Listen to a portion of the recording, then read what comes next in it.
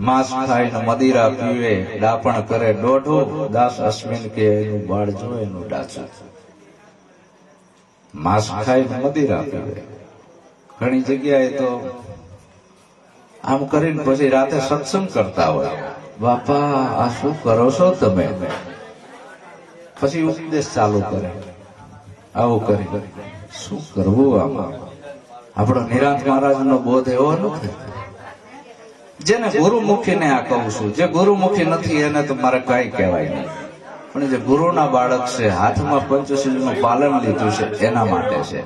અને આવા શીલવંતા સંતોને વારે વારે નમીએ પાનભાઈ, જેના બદલે નહીં વર્તમાન. આ પંચશીલનું પાલન પાડવું, મન વચન કાયાથી ગુરુના વચન મારે, બસ આટલામાં તો આ બોધ પૂરો થઈ ગયો. હવે આગળ કઈ જાણવા જેવું નથી. પણ આજે આપણા સુપ્રસિદ્ધ ગાયક ગોવિંદભાઈ ભાણે